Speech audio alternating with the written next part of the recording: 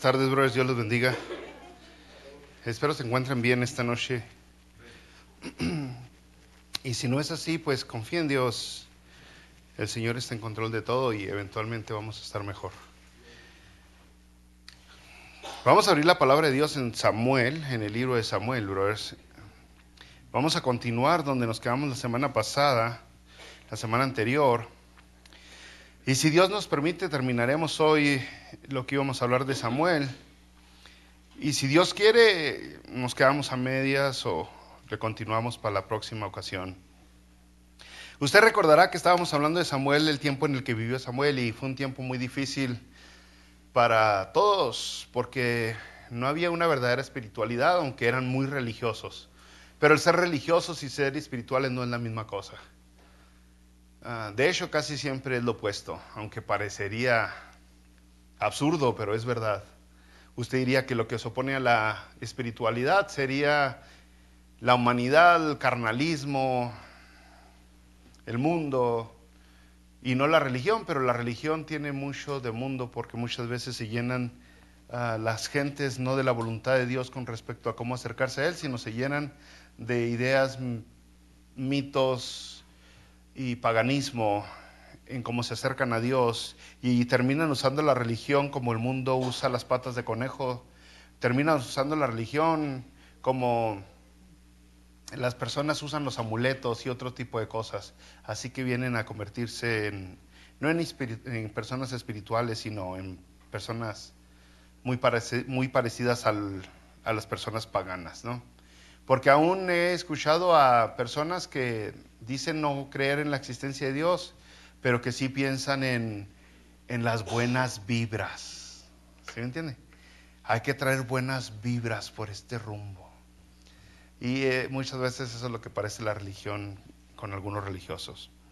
Pero usted recordará, nos quedamos en el capítulo 7 de Samuel, y recordará después de tantas tragedias que sucedió el pueblo de Dios y cómo no supieron tratar el arca del pacto, el arca del testimonio de Dios, cómo la andaban aventando, empujando de un lado para otro, porque en lugar de cambiar su manera de ser, su manera de vivir, en lugar de cambiar cómo se acercaban a Dios, mejor querían retirar la presencia de Dios de ellos. Y la aventaron de una ciudad a otra, y después llegó con los israelitas y sucedió lo mismo, y miles de personas murieron porque no se acercaron a Dios de la manera que uno se tiene que acercar a Dios. En el versículo 2 del capítulo 7 dice la Biblia: desde el día que llegó el arca a Kiriat Jearim pasaron muchos días, 20 años, y toda la casa de Israel lamentaba en pos de Jehová. Entonces por fin llega el arca del pacto, el arca del testimonio a un lugar, y ahí se queda por fin, por 20 años. Por fin se queda. Y luego el versículo 3, entra Samuel. Habló Samuel a toda la casa de Israel diciendo. Y este es el corazón del mensaje hoy, brother. Aquí el versículo 3, 4. Habló Samuel a toda la casa de Israel diciendo: si de todo vuestro corazón os volvéis a Jehová, quitad los dioses ajenos y a Astarot de entre vosotros, y preparad vuestro corazón a Jehová, y solo a él servid, y os librará de la mano de los filisteos. Entonces los hijos de Israel quitaron a los Baales y a Astarot, y sirvieron solo a Jehová. Entonces de eso se trataba todo. Porque usted va a ver que Dios empieza a bendecir nuevamente al pueblo de Israel. Y todo comenzó con este hombre elegido, un hombre común y corriente como usted y yo, un hombre, una persona ordinaria hasta cierto punto, pero que tenía una relación verdadera con Dios, que se enfrentó a este mundo lleno de paganismo y de ideologías y de cosas raras, y les habló con sinceridad, con franqueza, lo que Dios pedía, lo que les decía. Y entonces podemos resumir este pequeño mensaje que está en estos versículos 3 y 4, Y en realidad el mensaje de Samuel nomás está en el versículo 3, pero tan grande, tan importante el mensaje. Y lo primero que les dice es arrepiéntanse, arrepentirse. Así es como te acercas a Jehová. Pero no solamente arrepentirte de palabras, sino de hechos, en tu diario vivir, en tu manera de pensar incluso. Arrepiéntete. Segundo, conságrate. Conságrate. Dice, les dijo, no sirvan a otros dioses, dejen de servir a otros dioses. Y menciona a varios dioses, a los Baales, a Astarot. Consagrarse es decir, yo soy para Dios. Él es para mí. Él es mi único Dios. Entonces deja de acercarte a Dios a medias. Deja de acercarte a Dios con ignorancia. Conságrate a Dios. Y lo tercero, pues, es la bendición. Cuando tú te arrepientes y te acercas a Dios consagrado, viene la respuesta de parte de Dios. Y aquí les dijo, pues entonces Dios les va a quitar a sus enemigos, que eran los filisteos, eran los que les daban lata. Era el problema que ellos estaban enfrentando en ese momento. Después de eso vemos la primera batalla que viene mientras Samuel está como juez. La primera batalla que enfrenta el pueblo de Israel, cuando ya Samuel es el juez, es el líder. Y ganan. No, hombre, brothers, ganan. Simplemente se lo estoy parafraseando. Ustedes pues váyanse a su casa y léalo. Ganan con honores. ¿Ok? Ganan de una manera asombrosa. A tal grado que Samuel le ofrece holocausto a Jehová. Y el versículo 9 dice que cuando Samuel oró, dice, Jehová le oyó. Fíjese nomás. ¿Cuántas veces hemos orado y sentimos que Dios no nos escucha? Que nuestra oración no atravesó las paredes. Pero fíjese, aquí dice que oró Samuel y Jehová le oyó. Podemos darnos cuenta entonces que Samuel se había acercado a Dios con un corazón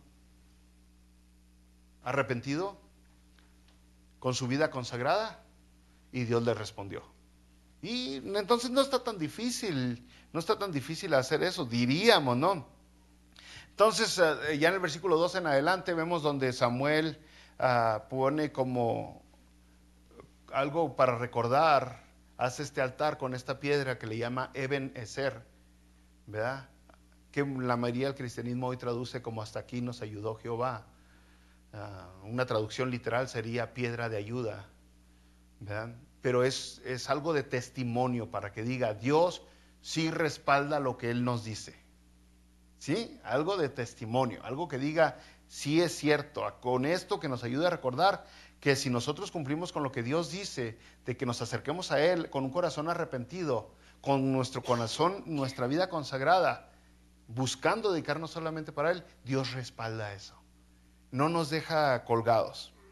Ya el versículo 15 dice, el final, fíjese qué rápido pasaría, ¿no? Aquí este capítulo 7 está resumiendo toda la vida bien rápido de Samuel. Dice, y juzgó Samuel a Israel todo el tiempo que vivió. Y ya, vámonos a la casa. La verdad es que vamos a masticar un poquito más la idea porque la semana pasada yo le decía que el día de hoy muchas personas, aún muchos cristianos, se acercan a Dios y sienten que porque lo están haciendo de una manera ritualista o de una manera religiosa, sienten que Dios los está escuchando. No más porque es algo ceremonial o ritualista o algo religioso. Y entonces yo decía que a Dios solamente se le puede acercar de una manera, y esa es de la manera que Dios nos pidió que nos acerquemos a Él. No de la manera que le imitamos o le copiamos a otras religiones, no de la manera que alguien más esté impuesto, acostumbrado a hacerlo, sino como se acerca uno a Dios, es de la manera en que Dios nos dictó, nos escribió, nos apuntó que nos debemos de acercar a Él. Y entonces algunas personas preguntaron, bueno, usted nomás dijo, pero no dijo cómo es esa manera. Entonces me gustaría contestar esa manera usando el mismo contexto que tenemos aquí en el libro de Samuel, lo que había pasado. ¿Cómo es que nosotros nos debemos acercar a Dios? Bueno, primero de eso, Debemos de ver el contexto del arca, porque usted recuerda que todo lo que sucedía en estos primeros capítulos de Samuel daba vuelta alrededor del arca del pacto, el arca del testimonio. Tenemos que considerar cómo llegó el arca del testimonio hasta el lugar donde está, al pueblo de Dios. Y entonces yo le voy a parafrasear mucho. Le voy a parafrasear Éxodo 25, Éxodo 26, Éxodo 30, Éxodo 31, 37, 39, Éxodo 40, Levítico 16, Números 4, Números 7. Parafraseado, y usted lo puede leer en su casa. Primero, después que el pueblo de Israel sale de ser esclavos, 400 añotes duraron de esclavos en Egipto, y por fin Dios los libera de la esclavitud. Llega el momento donde el pueblo de Dios llega al monte Sinaí, de Sinaí, y en el monte Sinaí Dios estaba ahí, y aquel monte temblaba porque Dios estaba ahí. Y la gente, el pueblo de Israel, a ver los relámpagos, escuchar los truenos, sentir que la tierra se movía de debajo de ellos, les entró temor. No miedo, temor. Se congelaron a tal grado que le dijeron, tuvieron tanto miedo que le dijeron a Moisés: habla tú por nosotros con Dios. Se perdieron la oportunidad de estar delante de Dios por temor. Y mejor empujaron a Moisés por delante y le dijeron: tú habla con Dios, tú habla. Pues entonces sube Moisés y Dios termina dándole unas piedras a Moisés, y en esas piedras los 10 mandamientos. Y les dio muchos mandamientos más, pero en las piedras estaban los mandamientos. Y los mandamientos prácticamente es el pacto que Dios hace con su pueblo de Dios, donde les dice: si ustedes obedecen los mandamientos, Dios va a proveer para ustedes. Ese es el pacto. Dios le da mandamientos y el pacto es: si ustedes los obedecen, yo les doy todo. Yo les doy todo. Más o menos como cuando se casa uno, ¿no? Mi amor, mi vida, mi cielo, mi esposa, si me rascas la cabeza, yo te traigo frijolitos, tortillitas, de vez en cuando colitas de pavo. O sea, es un trato, un pacto más o menos, ¿no? ¿Sabía que eso es el matrimonio? El matrimonio es un contrato que se hace. Entonces, ese fue el contrato. Ustedes me obedecen y yo les proveo. Yo suplo sus necesidades. Este grupo de gente tendrían que ser entonces una nación santa, una nación de sacerdotes, un pueblo elegido por Dios, un pueblo que iba a luzar, a resplandecer en medio de la oscuridad, en medio de todo lo que les rodeaba. Entonces Dios les dice: pero yo elijo un mediador. Ustedes no pueden venir delante de mí. Entonces Dios elige un mediador de entre todos ellos. Alguien que pudiera representar al pueblo delante de Dios. Y ese que fue elegido fue Aarón, como el sumo sacerdote. Aarón y el resto de los sacerdotes, los levitas, la familia de Aarón. Este mediador era el único que podía hablar con Dios, representando al pueblo. Y luego Dios les dice: construyan un tabernáculo, el tabernáculo de la reunión. Ahí yo me presentaré con ustedes. Y el tabernáculo de la reunión, el tabernáculo era una solución temporal, brother. No era algo que fuera planeado de Dios para siempre. Simboliza el regreso de la humanidad a con Dios, donde la humanidad vuelve a tener lo que una vez perdió en el huerto del Edén. Entonces, brothers, Dios les da las instrucciones, porque con ese tabernáculo le muestra a Israel cómo es que se puede venir delante de la presencia de Dios. Y esa es la pregunta que tenemos hoy, ¿no? ¿Cómo es que tú puedes volver con Dios? Por último, Dios les ordena construir el arca del testimonio, el arca del pacto. El arca del pacto, ahorita vamos a llegar ahí porque es lo que comenzó todo esto. Pero usted, al darse cuenta, al ver todo esto que le he dicho, al estudiar todo esto que le he dicho, se da cuenta que cada cosa y cada detalle apunta hacia Jesucristo, nuestro Señor y Salvador. Todo apunta hacia Jesús. Y estos son miles de años antes de que Jesucristo viniera. Por ejemplo, empecemos con el tabernáculo. Estamos parados afuera del tabernáculo. El tabernáculo solamente tenía una entrada. Solamente tenía una entrada al tabernáculo por donde la gente podía pasar. Solo una puerta para entrar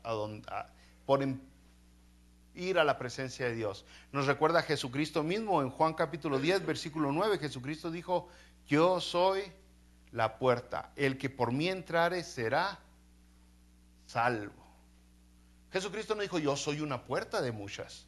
No, Jesús dijo: yo soy la puerta. Pero después de que entre usted al tabernáculo, luego está el altar de sacrificio. Es lo próximo. El altar de sacrificio, donde nos muestra bien claro que solo con derramamiento de sangre se puede uno acercar a la presencia de Dios. Solamente con derramamiento de sangre se puede uno acercar a la presencia de Dios. La palabra de Dios en Romanos capítulo 6, versículo 23 dice: porque la paga del pecado es muerte, muerte. Pero luego dice: más la dádiva de Dios es vida eterna. Entonces, alguien tenía que pagar, alguien tenía que morir, y era lo que representaba el altar del sacrificio, brothers. Primero de Pedro capítulo 1, versículo 18 y 19: sabiendo que fuisteis rescatados de vuestra vana manera de vivir, la cual recibiste de vuestros padres, no con cosas corruptibles como oro o plata, sino con la sangre preciosa de Cristo. Fuiste rescatado de tu vana manera de vivir con la sangre preciosa de Cristo, como de un cordero sin mancha y sin contaminación. Después del altar de sacrificio nos encontraríamos con la fuente de bronce o el lavamanos de bronce, para que lo entienda. Ahí era donde los sacerdotes se lavaban las manos, brother. Esto es algo que claramente nos habla de la necesidad de tener una pureza espiritual antes de acercarnos más a Dios. No te puedes acercar a Dios si no estás limpio, si no estás puro. Y todo sacerdote se tenía que lavar las manos, se tenía que limpiar. Entonces, si no estamos puros, ¿cómo nos acercamos a Dios? Imposible. Primera de Juan capítulo 1, versículo 7 dice: pero si andamos en la luz como Él está en la luz, tenemos comunión unos con otros, y la sangre de Jesucristo, su Hijo, nos limpia de todo pecado. La sangre de Cristo es para que nos limpie otra vez, para que nos lave. Sí me molesto mucho cada vez que escucho a algún religioso decir, usar la sangre de Cristo para cualquier cosa, como si fuera otra vez palabras mágicas. Cuando le dan una mala noticia: la sangre de Cristo. La sangre de Cristo es para que limpie tu pecado. Es más, es uno de los mandamientos: no usar a Dios en vano. ¿Verdad que sí? Es lo que están haciendo cada vez que mencionan que la sangre de... estás usándolo en vano. Cálmate. La sangre de Cristo te lava. Pero después llegamos al lugar santo. Todavía seguimos caminando, Seguimos caminando. Ya pasamos en la fuente de bronce. Ahora llegamos al lugar santo. Santo, así se llama, el lugar santo, brothers. El lugar, adentro del lugar santo encontramos el candelero, la mesa de los panes sin levadura y el incienso. El altar de incienso. Me quisiera detener ahí, pero no puedo. Pero ahí esos tres objetos están representando la luz, el cuidado providencial de Dios y la necesidad que tenemos para orar con Dios constantemente, para platicar con Dios. Dependemos de Él, dependemos de Dios. Al cruzar usted el lugar santo, se encuentra ahora con la cortina para entrar al lugar santísimo. Y voy bien rápido, yo sé, porque estamos de tiempo limitado. Llegamos al lugar santísimo con unas cortinas preciosísimas. Usted va a ver querubines por todos lados en este lugar santísimo. Los querubines son los que guardan la presencia de Dios, los que lo protegen, los que los cuidan, diría. Es lo que están representando prácticamente, que ahí está lo más asombroso, lo más grande, lo más maravilloso, lo más majestuoso. Nos quedamos siempre cortos en entender a Jehová porque es así de grande. nuestra mente, nuestra capacidad cerebral no alcanza a comprender la grandeza de Dios. Y nomás estamos viendo la cortina. La cortina, brother. Pero no podríamos pasar porque únicamente el sumo sacerdote es el que podía atravesar esa cortina. Y nomás una vez al año. Solamente el representante, representante del pueblo, el mediador, a esa persona que había sido ordenado por Dios, podía pasar las cortinas al lugar santísimo. Y solamente una vez al año, el día de la expiación. Y antes de entrar, traían 2 cabritos, y dentro de esos 2 elegían a uno para ser sacrificado y al otro para ser soltado. Si le recuerda a alguien en la cruz que eligieron entre Jesús y Barrabás. Y por siglos se practicó eso. Uno de los cabritos tenía que ser soltado y el otro se llevaba al sacrificio. El caso es de que ese es el lugar santísimo, brother. Ahí adentro está el arca del pacto, el arca del testimonio, como usted le guste mencionarlo, ¿verdad? Y está en el centro, en el corazón del lugar santísimo. Y cuando entraba el sacerdote, entraba para interceder por el pueblo. No entraba para ver Netflix. No entraba para bailar, para brincar, para hacer un show. Entraba con una reverencia tan asombrosa y con un cordoncito amarrado así, por si caía muerto que lo pudieran sacar. Ese es el lugar santísimo. Y ahí está el arca del pacto. Ahora, el arca del pacto en sí es otra predicación de 2 meses o a lo mejor tal vez más, ¿verdad? Pero cuando nosotros vamos a Hebreos, en el capítulo 9, versículo 4, nos está hablando dentro del lugar santísimo lo que estaba. Y cuando escribe el arca del pacto, dice Hebreos 9:4, el arca del pacto cubierta de oro por todas partes, en la que estaba una urna de oro que contenía el maná, la vara de Aarón que reverdeció y las tablas del pacto. Entonces, el arca del pacto de la que estuvimos hablando la semana pasada, pues no era un cuadro, era algo rectangular cubierto de oro. Muy, muy simbólico, brothers. Dentro de ella estaban las piedras, ¿se acuerdan? Las piedras de los mandamientos. O sea, las piedras dadas a Moisés. Es la ley de Jehová. Si la gente la obedecía, entonces Dios los iba a proteger. Si la gente obedecía esas leyes, entonces Dios les iba a proveer. Si la gente obedecía esas leyes, entonces Dios los iba a guiar. Dios iba a estar con ellos siempre. Pero esas leyes solamente ha habido un ser humano que las ha obedecido en su totalidad. Cristo Jesús. Fuera de Jesucristo no ha habido nadie más que ha podido obedecer la ley al 100%. Nadie más. Nadie. Entonces, brothers, después tenemos el maná. En el maná donde Dios, si tú obedeces la ley, Dios proveerá. ¿Usted recuerda por algún tiempo, por algunos años, la gente anduvo caminando en el desierto donde no había nada que comer y llovía este pan del cielo que se llama maná? Y por años tras años la gente pudo comer. No se murieron de hambre, porque Dios daba, Dios suplía en la necesidad. O sea, es la providencia divina. El Señor Jesucristo en Juan capítulo 6, versículo 48 dijo: yo soy el pan de vida. Vuestros padres comieron el maná en el desierto y murieron. Este es el pan que desciende del cielo, para que el que de él come no muera. Yo soy el pan vivo que descendió del cielo. Si alguno comiere de este pan, vivirá para siempre. Y el pan que yo daré es mi carne, la cual yo daré por la vida del mundo. Ese es Jesucristo, el mismo maná está hablando de Cristo Jesús. Teníamos una necesidad y Dios está supliendo a la necesidad con Jesucristo. ¿Cuándo? Cuando obedeces. Y por último tenemos la vara de Aarón dentro del arca del pacto, brothers. El sacerdote, el sumo sacerdote, sabe que llega un momento cuando están en el desierto donde la gente empieza a cuestionar la autoridad de Aarón. Ah, que ese no nos manda, que este sí, que este rollo, que allá. Y entonces ya todos querían ser sacerdotes, muy parecido al día de hoy, ¿no?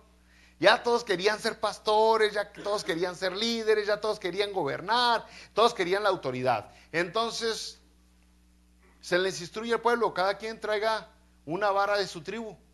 Cada quien traiga una vara. Y cada tribu trajo la vara de su líder y las pusieron en el arca del pacto del testimonio. Y mire, déjenme le leo.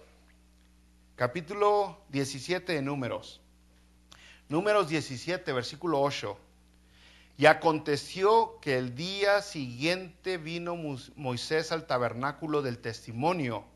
Y he aquí que la vara de Aarón de la casa de Leví había reverdecido y echado flores y arrojó renuevos y producido almendras.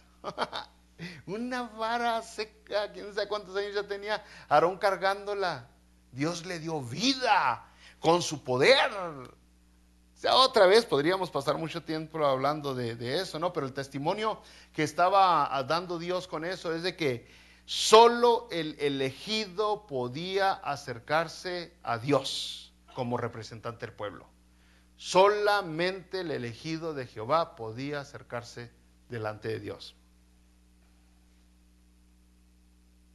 Entonces, estamos viendo nosotros la ley de Jehová. Si cumples la ley, el maná, Dios te prospera. El único que se puede acercar es aquel que fue elegido por Dios. Pero el arca del pacto todavía tiene algo más. Y eso es la tapa, la tapadera. Lo que lo cubría todo. Lo que lo cubría todo, brothers. Fíjese, Levítico 16, capítulo 14. Levítico 16, 14 dice así la palabra de Dios. Tomará luego de la sangre del becerro. Está hablando cuando están haciendo el elegido de Jehová, el sumo sacerdote. Está haciendo lo que tenía que hacer adentro del lugar santísimo para interceder por el pueblo. Y dice, tomará luego de la sangre del becerro y la rociará con su dedo hacia el propiciatorio. Esa es la tapadera del arca, el propiciatorio. Al lado oriental, hacia el propiciatorio esparcirá con su dedo 7 veces de aquella sangre. Después degollará el macho cabrío en expiación por el pecado del pueblo y llevará la sangre detrás del velo adentro y hará de la sangre como hizo con la sangre del becerro y la esparcirá sobre el propiciatorio y delante del propiciatorio. Reina Valera 1960. Cuando usted estudia otras versiones, como Nueva Versión Internacional, en lugar de decir propiciatorio, le llama la tapa del arca. Palabra de Dios para todos, nomás le llama la tapa. La palabra le dice cubierta de oro. Otras versiones nomás le llaman la cubierta. Bueno, y muchas versiones no, le dicen incluso tapa de cofre. Tapa del cofre. Y cuando usted lee eso, pues como que no es significante. Me llama la atención porque en inglés este mismo objeto que tenía, por cierto, ¿qué tenía arriba? Los querubines. Este mismo objeto en inglés, si la traducimos del inglés al español, le llaman el asiento de misericordia. Asiento de misericordia, el propiciatorio. Es una palabra hebrea, bro, que viene la palabra kafar, que significa cubrir. Cubrir. Pero es una palabra especial, única. En Romanos capítulo 3, versículo 25, hablando de Jesucristo, dice, a quien Dios puso como propiciación por medio de la fe en su sangre, para manifestar su justicia a causa de haber pasado por alto en su paciencia los pecados pasados. ¿Qué quiere decir esto? Pues que si Dios te está diciendo para que Dios te provea, tienes que obedecer los mandamientos. Y el único que se puede acercar es el elegido por Dios. Usted dice, pues ya quedé frito, ¿cómo me acerco a Dios? O sea, hoy en la mañana no sé cuántas mentiras me aventé. ¿Quieres comer? Está bien fea la comida, ya comí. ¿Verdad? ¿Andas enojado? No, ya mentí otra vez. O sea, ¿cómo me va a bendecir Dios con lo que Él, con su protección, con su guianza, dándome, guiándome, ayudándome, si no puedo cumplir la ley de Jehová? Está la tapa. Ese es Jesucristo. También es Jesucristo. Él cubre los pecados por nosotros. Él cubre las fallas por nosotros. Aquí lo dice, a causa de haber pasado por alto, Romanos 3:25, a causa de haber pasado por alto en su paciencia los pecados pasados. Hebreos capítulo 10, versículo 4 nos dice qué tanto podía lograr esa actividad religiosa que hacían los hebreos dentro del lugar santísimo. Dice, porque la sangre de los toros y de los machos cabríos no puede quitar los pecados.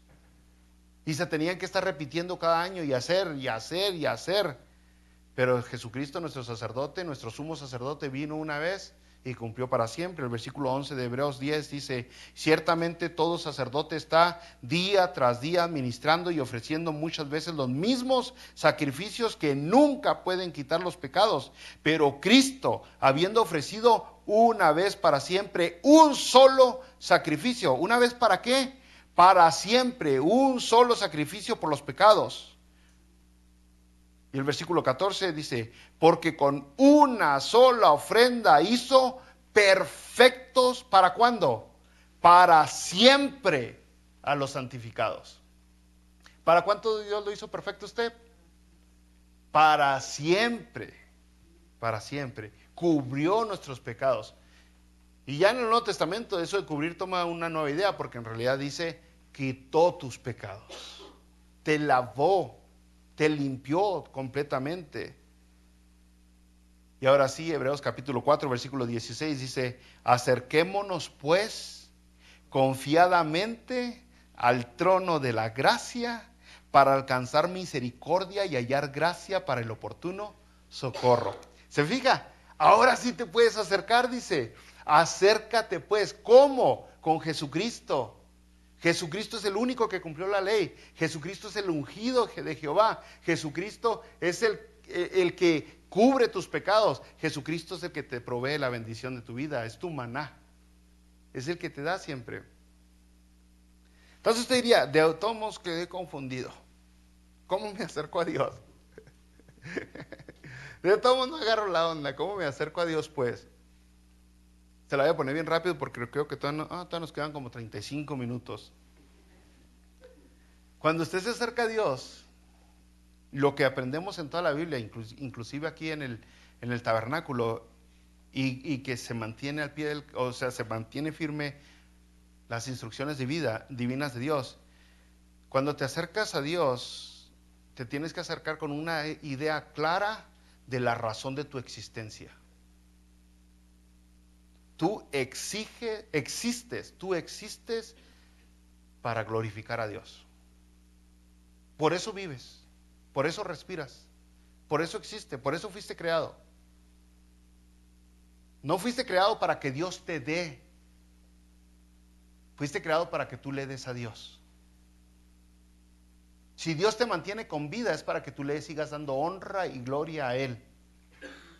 El verdadero propósito de que Dios te provee, de que Dios te da, de que Dios te guía, de que Dios te lleva y Dios te trae, es para que tú le des siempre la alabanza y la adoración que Él se merece. Entonces cuando te acercas delante del altar de Jehová y te acercas con una idea de que voy a ver qué me da Dios, ya quedaste mal. Tienes que venir con la idea, primero, de que vives para su honra y para su gloria. Y toda la palabra de Dios nos enseña eso. No vivo para ver qué me da Dios, vivo para yo darle a Dios. Entonces, segundo punto, ya que tienes eso en tu cabecita, en tu cabecita, ahora te acercas a Dios con la actitud correcta. Con la actitud correcta. Una actitud de arrepentimiento, una actitud de humildad y una actitud de reverencia. Algo que no se ve en muchas iglesias hoy. Nos acercamos a Dios con arrogancia, con altivez. Dios no acepta a nadie así. Si te acercas a Dios es con reverencia y con humildad, después de haberte arrepentido. No hay otra manera de acercarse a Dios. No hay otra manera de acercarse a Dios. Dios rechaza todo lo opuesto a eso. Y por último, cuando te acercas a Dios, la práctica tiene que ser correcta. Y toda la palabra de Dios lo enseña bien claro. Cuando tú te acercas a Dios en reverencia, sí quiere decir que vas a acercarte en orden y con sumisión.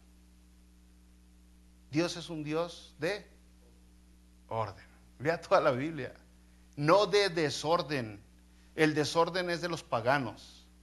El desorden es de las religiones paganas, no de Dios. Dios siempre ha puesto un orden de cómo se hagan las cosas. Dios nunca ha recibido adoración que parece gallinero. Nunca lo escribió en la Biblia. Siempre es orden, porque es con reverencia y siempre es con sumisión. No vengo a gritarte porque Dios no está sordo. El que estaba sordo era el Dios de Elías, ¿se acuerdan? El Dios contra el que estaba peleando Elías, los de Bala. Ese sí andaba de vacaciones, decían, tal vez no te escucha, está dormido. A ese Dios le tiene que gritar, a nuestro Dios no. Entonces así es, brothers. Con la idea correcta, con la actitud correcta y la práctica correcta se acerca a Dios. Y entonces Dios nos escucha. Déjeme, le digo, ya con esto empiezo a acabar. Nos quedamos a medias porque ni hablamos de Samuel, ¿no? Pero, dígame, ¿qué pasó con el temor de Jehová hoy en nuestras iglesias cristianas? ¿Qué ha sucedido con el temor a Dios? ¿Por qué no se ve en nuestras iglesias cristianas? Se acercan a Dios como si fueran su compa. Hablan con Dios como si Dios fuera su cuate. ¿Qué pasó con temerle a Dios? Usted va a la palabra de Dios y ve todas estas personas que se acercaron a Jehová, el verdadero, y se acercaron con temor, con reverencia, porque conocían un poquito de lo mucho que es Dios, y eso poquito que conocían de Dios era suficiente para que les temblaran las corvas. Sabían de la santidad de Dios, conocían de la perfección de Dios, sabían que Dios no puede tener impureza cerca de él. Es más, mire la palabra de Dios cuando se acerca Isaías delante de Dios. En el capítulo 6, versículo 5 de Isaías, dice Isaías: ay de mí que soy muerto, porque siendo hombre inmundo de labios, y habitando en medio de un pueblo que tiene labios inmundos, han visto mis ojos al Rey, Jehová de los ejércitos. Isaías quedó en shock, quedó impactado. No se podía mover.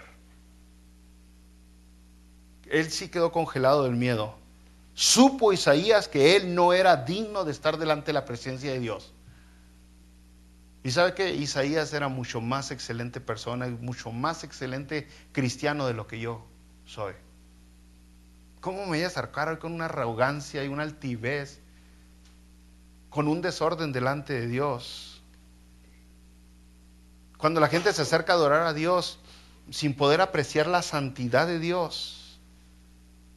La adoración que ellos le dan, bro, la adoración que le ofrecen es una adoración irreal. Es una adoración ficticia. No está saliendo del cuarto en el que están, del edificio en el que están encerrados. Es una mentira de adoración. Cuando se están acercando sin tener reverencia, sin tener temor, porque no aprecian la santidad de Dios. Y usted sabe entonces que el temor a Jehová, el temor correcto, siempre te va a llevar a la reverencia. Siempre te va a llevar a la reverencia. ¿No se acuerda cuando usted le tenía miedo a su papá o a su mamá? Hasta le decíamos, sí, Señor. Siempre es uno reverente cuando tiene temor. Y el día de hoy falta mucho de eso. Bueno, pero en realidad apenas se están poniendo las cosas buenas aquí en el libro de Samuel. Yo quisiera continuar. Pero se fija, quise responder a la pregunta, ¿cómo se acerca uno a Dios? Así es como se acerca uno a Dios. No con altivez, no con desorden, no exigiendo. No, ese no es el Dios de la Biblia. Es un Dios inventado por la cultura de hoy, de estos tiempos. Por la religión que quiere motivar y entusiasmar a la gente para que done más dinero, pero no por la Biblia. Vamos a orar. Padre, en el nombre de Jesucristo, te doy muchas gracias por esta pequeña exposición del mensaje de hoy. Ayúdanos a comprender, Padre, a entender que tú nos has dado instrucciones claras de cómo acercarnos, cómo llegar hasta tu presencia. En tu gracia nos permitiste hacerlo a través de tu Hijo Jesucristo, el sacrificio que hizo en la cruz por nosotros. Ahora no permitas que seamos nosotros irreverentes. Ayúdanos, Padre, para podernos acercar a ti con el temor que se acercó Isaías, con el temor que se acercaron los padres de Sansón, con el temor que tuvo Gedeón. Ayúdanos a comprender que delante de ti tenemos que exagerarle a nuestra reverencia. Padre, en el nombre de Jesucristo, no solamente danos la sabiduría, pero darnos la valentía para predicar este mensaje. En medio del mundo de este cristianismo tan pobre y tan superficial que tenemos. A pesar de que nos rechacen, a pesar de que nos critiquen, seguir hablando de las instrucciones tan importantes, la regla de conducta que nos dejaste en tu Biblia, en la palabra que tú nos has dado. Y si hay alguien aquí, Señor, que todavía está cuestionando cómo acercarse a Dios, dirígelo a tu palabra. Ahí está la revelación, ahí está la profecía. Llévalo, Señor, a que estudie, guiado por tu Espíritu Santo. Gracias, pues, Señor, por este hermoso grupo de gente. Gracias. En el nombre de nuestro Salvador, te agradecemos. Amén.